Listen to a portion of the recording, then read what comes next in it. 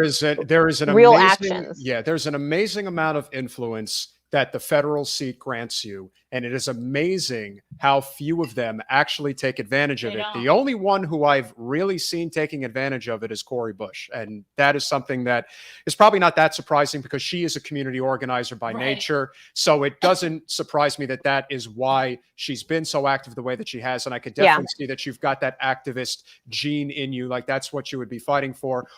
As we wrap, what are the key issues facing your particular district that you will be fighting for that your current representative is not fighting for? Absolutely. One of the most and biggest problems that we face here in our community, and it's not unique to our district, but here in Los Angeles, is the homelessness issue, our unhoused community. And it's getting worse and worse by the day. And with the moratoriums being wrapping up very soon, it's going to get even worse. We have people without jobs back in 96 when NAFTA was signed, or 94 actually, when NAFTA was signed, and in the 96, a couple of years later, one of the biggest factories here shut down, and over 2,000 union jobs were lost. We've never recovered ever since. Right. There's never, there is no company that ever took over to be a major employer here. So we're having an economic devastation that we've been seeing since the mid-90s on this way. Our representative takes millions of dollars from big pharma, big oil, pro-Israel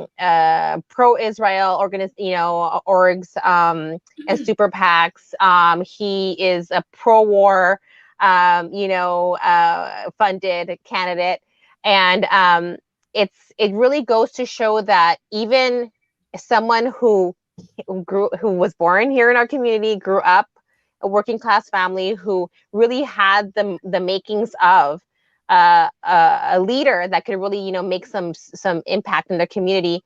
Once corporate funding gets involved, that's it. You're tainted. It's impossible. We have made it very clear on our show 1,000,000 times over that the unifying issue of our time is corporate special interest money. That is what matters. There's a lot of things that we can talk about in terms of the issues that define a particular area or issues that people are fighting for. But if you're under the corporate special interest influence, you are not going to represent your constituents. It's just not going to happen. And so having a representative like you who doesn't take the corporate special interest money, I think is what is going to define you. And if there are any, I assume you're Medicare for all, obviously, but if there are any specific users or any specific issues, I would say that you are focused on, just kind of knock them down. Like, this is our platform. This is what we're fighting for. And that's that. Sure. Obviously, Medicare for all, healthcare is a human right. Public education is a human right, pre-K all the way through, PhD, higher education, and trade schools.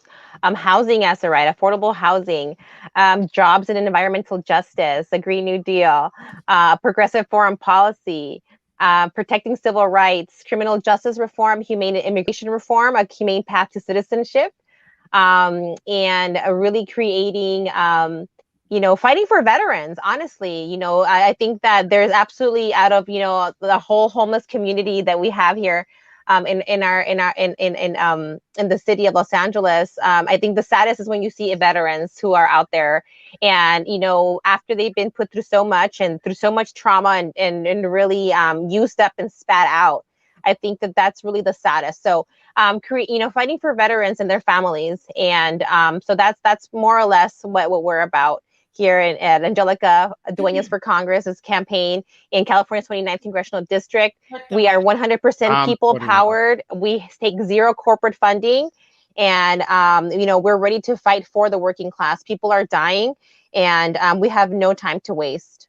Guys, throw some love towards Angelica out there. We always say that it's really good to spread the love, be monthly donors, especially for these grassroots campaigns. It really helps a lot. So anything you can do, and even if you sign up to text or phone bank. This is absolutely a winnable race. 43% in your first try. This is $10,000. This is not even a question whether this should be a priority in 2022. This is a priority in 2022. When's your primary? Yes. So just to clarify, that was our second run. I ran actually in 2018 as a green, 2020, okay. and then so here we are. This is our third run. And also to clarify, 10,000 in the primary, and we spend about 65,000 in the general to get the 43%. But our primary coming up is going to be June 7th, 2022. And you can find out more about us at angelicaforcongress.com. All right. Check her out. Angelica, it's been a real pleasure. We certainly hope to have you back on. What we're going to do as we go forward, we're going to do, candidate panels and that type of thing, especially in Southern California. As you know, there's a number of non-corporate progressives that are running for office. So probably as it gets closer. 100%. Yeah, definitely. We will connect down the road. But guys, AngelicaForCongress.com. Check her out. She's definitely the real deal and somebody we absolutely support. Thank you so much for coming on this evening. Thank you for having me. Thank you so much. Have a good night. Bye. Bye-bye. Bye. Well, she was wonderful. Yes. And of course, like we said, I don't know how she could have 5 children. She looks like she's like 20. Well, she does look young. There's no question about it. Great. Especially probably 5 children. God, honestly, people, if you want to have somebody in a position that can get shit done, put someone in there that's handled a household with 5 children. No, I definitely, I definitely think that this is, when you think of, and listen, I don't want to take anything away from anybody else that's running for office, but there is something to be said for understanding where the resources need to go. It's kind of like the primary issues, like the New York Health Act, for example. If you have a candidate that really has it together, has the numbers, and it's clear that this person who is representing the district is not representing it well, because if somebody could get 43% of the vote with no infrastructure whatsoever, it means that they want something else. Well, it's pretty clear. And all she needed was some more name recognition and more people to just even know that they exist. But so she is running against another corporate whore. So, hey, Josh. Yeah, Angelica is great. She's really great. So people out there in California, check out California